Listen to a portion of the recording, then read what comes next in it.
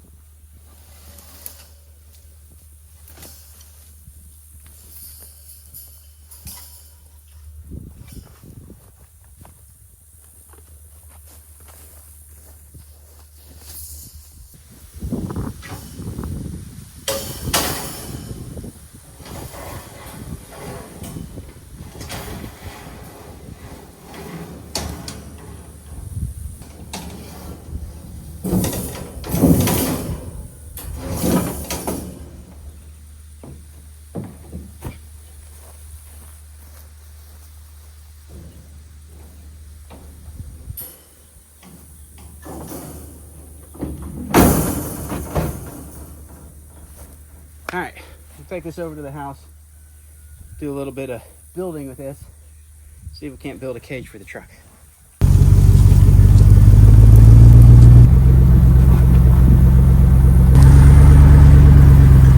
Explain it to you right now.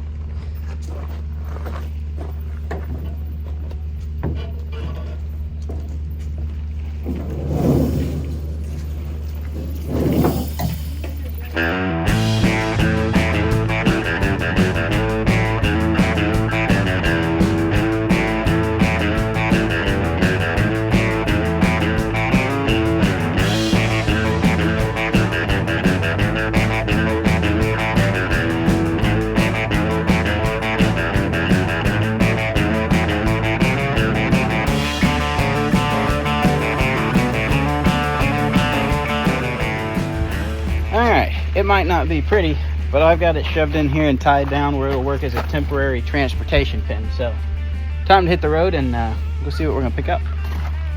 All right, guys, I had to run into town to pick up a couple things. We have some new friends here. Say hello to Miss Porky, Miss Chops, Sir Hamsalot, and the Baconator. Yep, we got some new additions to the property. So I gotta patch up my little fence here. I'm gonna put them in this pen for now, I think, and then later on I'm gonna put them in that garden there. That's an old garden spot, and we're gonna let these guys do a little rooting around in our garden for the winter, and then they're probably gonna go in the freezer. So we'll see. I have one boar, I've got two gilts, and I've got one barrow, I believe. A barrow is a boar that can no longer reproduce. And if my nephews that are watching are curious about that, well, go ask your parents. They can tell you how that works.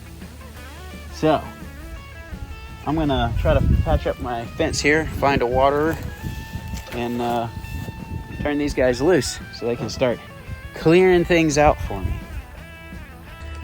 All right, this is my water barrel. We've done this before with pigs, had them in the garden and then feed them out over the winter and then butcher them in the spring. So I kind of have all the stuff to do it. But this is just a barrel, and then it's got this hog watering deal on it. So fill this up with water. They just push on this and it lets water down into this trough. So we'll set this up, fill it up, see if it still works. We haven't used it in a long time, but we're using it now.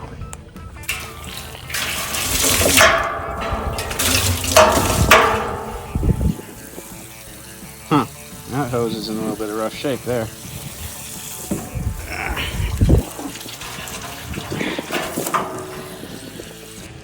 Looks like I need to get a new hose for down here, but we're getting some water in it. We'll fill it up. All right, I gotta fix this cut spot in here. Maybe I'll just stick them in and then use this fence to fill that up for the time being. Then I gotta work on a section of this fence, and then I'll probably build a little chute between these two where I can get them into this little one if I need to, or I can shuttle them over into the big garden area. Got a lot of stuff that needs to be cleaned up. A lot of weed eating, a lot of bush hogging, a lot of things that I need to get cleaned up around here. Starting to rain on me out here. Let me get these guys out of here before it comes a downpour.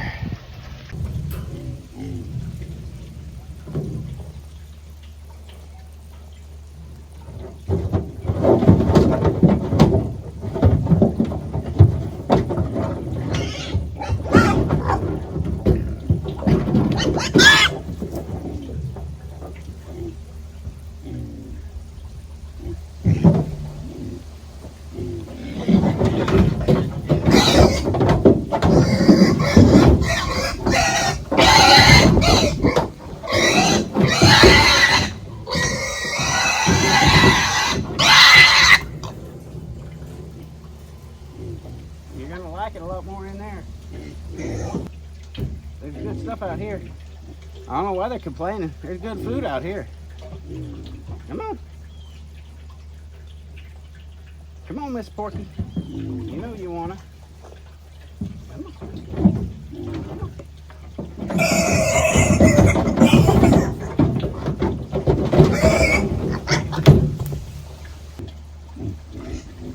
Come here.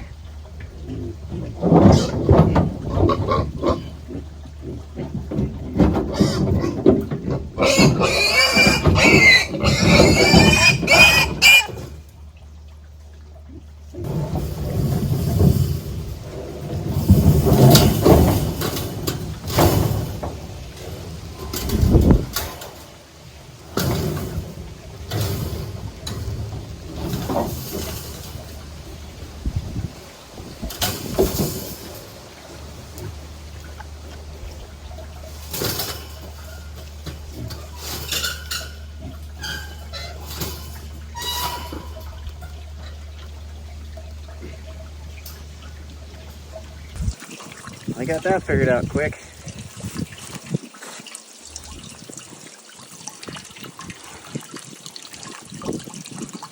All right, I got some feed here. I got some pig feed and some chopped corn. I'm just gonna mix up a bag of each for now.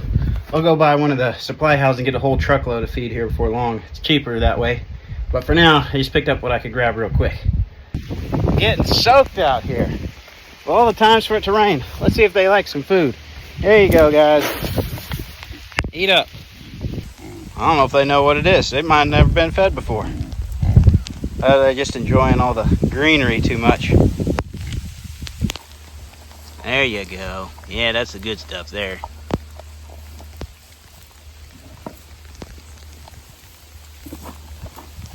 You don't have to stand in it, you little greedy pig.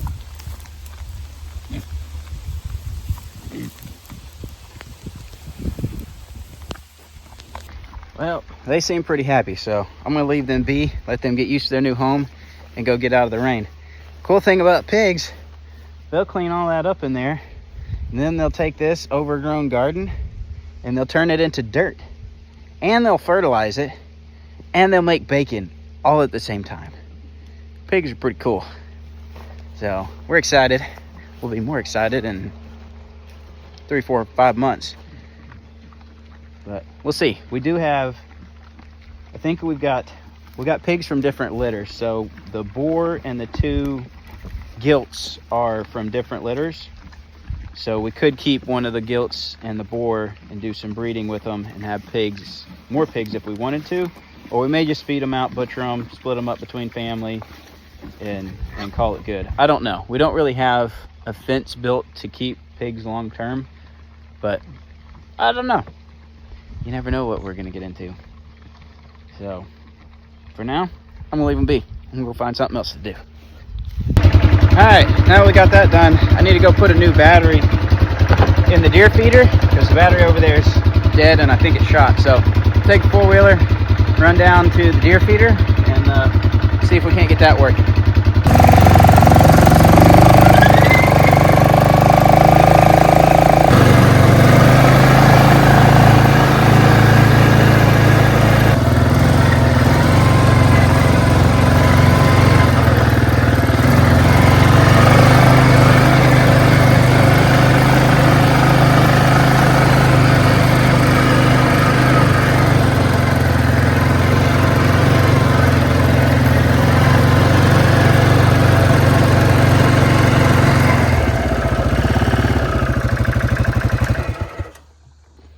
Alright, looks like something's been here eating what corn we do have out. Battery's on this side.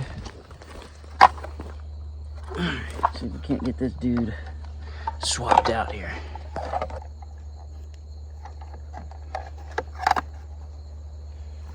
The connector on one of my wires popped off. I've worked on this before. I got it wrapped around the terminal, so hopefully it'll hold for now and I'll come back and fix it later.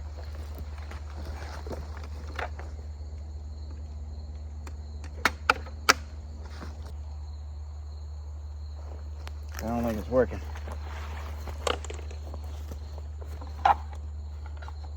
Alright, either my motor's bad, or my connections are bad, something like that. This block I put out the other day, something's been going to town on that. Probably raccoons and squirrels. I doubt the deer have eaten that much. That might not have been worth the money as fast as that's gone. Alright, I'm gonna get out of here. Probably already scared all the deer off for the rest of forever, so.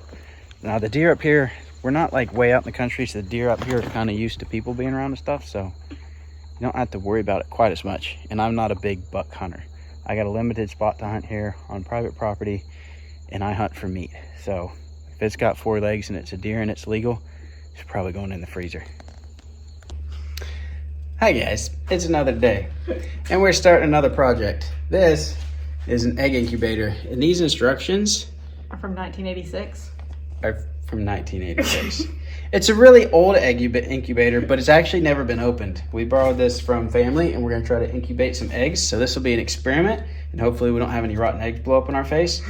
And so Sarah's reading the directions because I don't read directions. I just do things and hope they work, and then read directions when it doesn't work and everything runs off the rails. So we're gonna try to figure this out. Are we ready to plug it in? Yeah, it's all assembled? It's assembled, plug. Okay.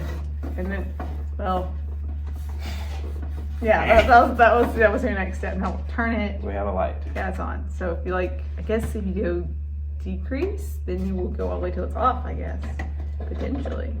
We're just gonna short something out if that metal hits. Hey, it's off. So yeah. So make it till.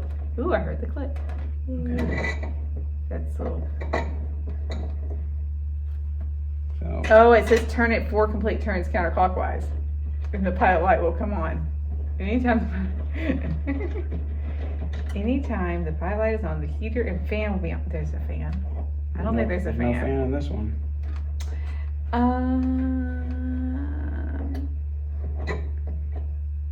Heater will be off as the incubator warms up. Fan turning off the pilot light in here. When the pilot light goes off, check to see what the temperature is. So let's just. What'd you do? Did you break it? I have no idea. All right, we'll let it heat up and see what temperature it is. Gets to. What are we shooting for? I think we're going for like either 99 or 100. I don't remember. I have to go look. 99.5. 99.5. I don't think we can see that thermometer exactly enough to know that. You can. You can. Definitely can. It's at 79 right now. All right, we'll see what happens. We'll come back and check on it in a little bit. All right, we've got all of our eggs here. We're waiting on that to heat up, make sure we get our temperature right. Sarah is marking all the eggs because we have to manually flip the eggs multiple times a day to make sure they're heated properly. We gotta make sure humidity's right, temperature's right, and we gotta rotate them. Go off. So it's probably not hot enough then. Probably not. So we've got about 3.5 dozen eggs here. Some of these are from ours. We've got green eggs, we've got olive eggs, we've got brown eggs, we've got white eggs. Then we've got some eggs from my parents. So this is a brown leghorn egg. And then we've got some brown eggs from, I think we've got some brown leghorns, some Rhode Island Reds, some Barred Rocks, some Americanas. Ours are Americanas. Americanas? We don't have They don't have any Americanas. We got some Americanas, white leghorn, brown leghorn. I don't know what our roosters are. They're mixed. Some of ours are mixed varieties. We got some Rhode Island Reds. I think that's all. I don't know what. Some of them I don't even know what they are. Do we have a buff Orpington? Some sort of Orpington? What are those light ones? The white ones? Light. The like yellow goldish colored ones. Those aren't Orpingtons. Orpingtons are big. Those aren't small. I don't know. I don't even know what varieties we have, but we've got a bunch of different eggs here. So we're gonna have a crazy group of chicks if they hatch out. So hopefully we get most of these hatching out because I'm gonna turn this up. We've got probably 15-ish hens right now. Yeah, you're like at 83. And we're only getting, currently they're not laying real good. We're getting like 6-7 eggs a day maybe. Sometimes they lay better, sometimes they lay worse. And some of ours are getting older. So these won't be laying till next summer if whatever hatches out here, if we have hens. Hopefully we don't have all roosters because that would be a bummer. But we're gonna see, we're just getting these marked. They got an X on one side and an O on the other side. So we know which side they're on and we can flip them. And then we'll see what happens. So we're gonna try to get this up to temperature. Make a difference on how hard it is to get that temperature.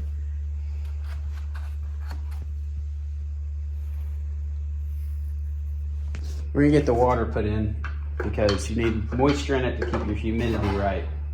Otherwise it won't work.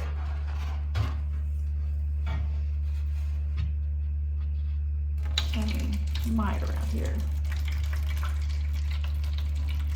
Half a degree too cold to hatch daylight.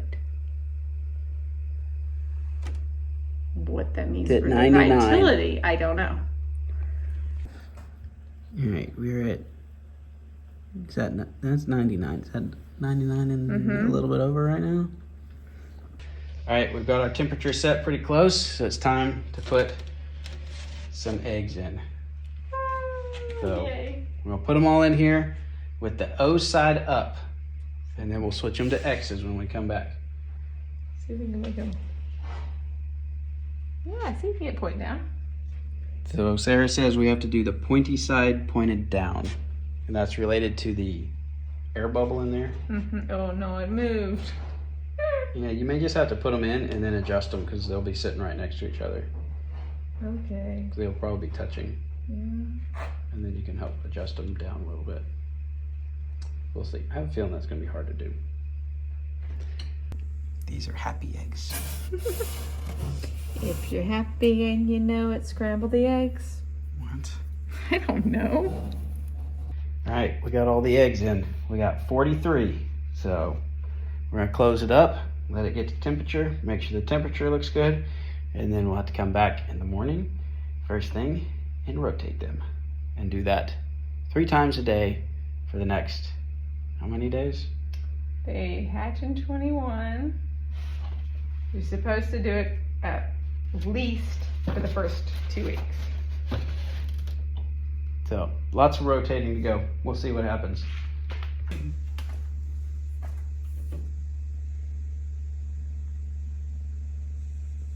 All right, guys, just came in here to check on this, see what the temperature's at. We're about 92 right now, so we still got a ways to go up. We're gonna leave it overnight and see if the temperature gets up to the 99.5 that we had it set for. I think just the mass of the eggs, the density there, and them being at a lower temperature, it's taking it a while to bring that temperature of the eggs all the way up. So they're taking a while to get up to temp. But we'll check on it in the morning and probably rotate them in the morning. So we'll see how it goes. I'm thinking we're gonna do good if we have a 50% hatch rate, because we're probably gonna do something wrong. So if you know about incubating eggs, leave us some tips and tricks and things. And this probably isn't the best incubator. There's some much nicer ones they have now, I'm sure, that have auto rotators and that kind of thing. But this is what we had access to. So this is what we're gonna try to use, and hopefully we can get some good laying hens out of it in the end so we can have more fresh eggs.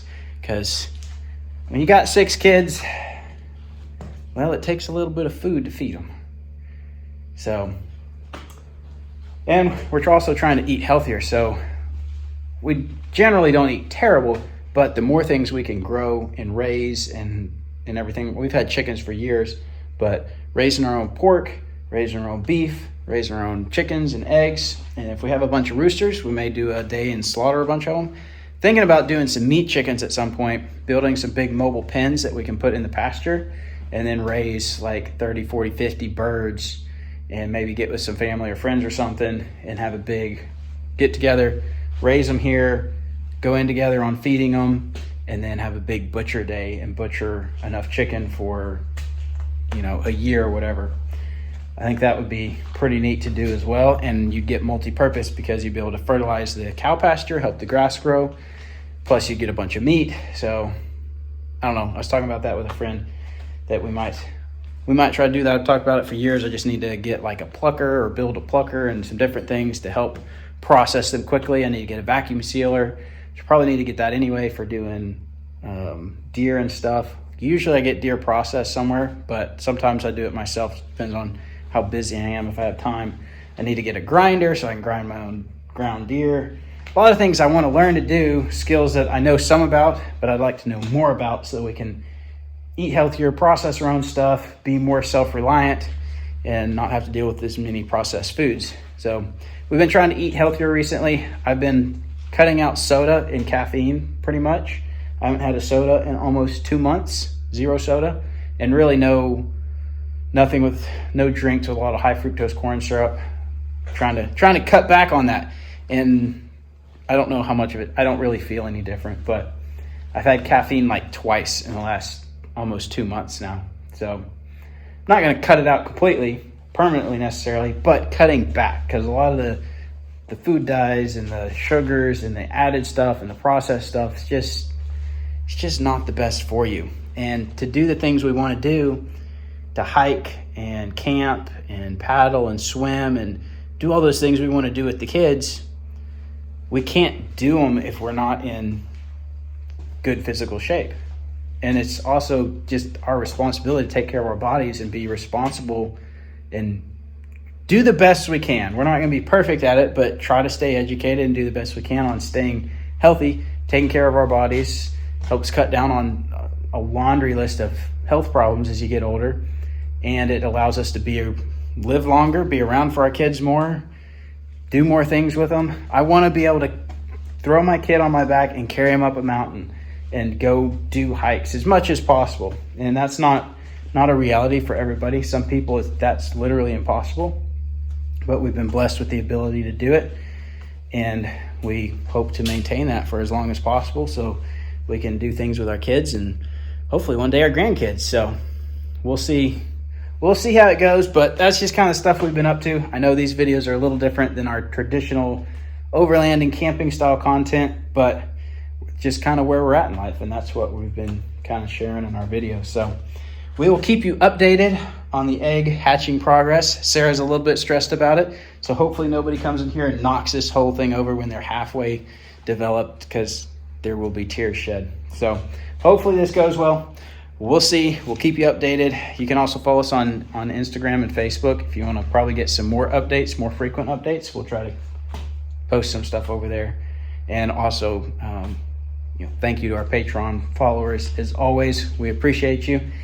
And I'm going to go get some sleep. We just had a good workout, so my shoulders are burning. Had chest and shoulders tonight. So we're going to go inside, go to bed, and check on these eggs in the morning.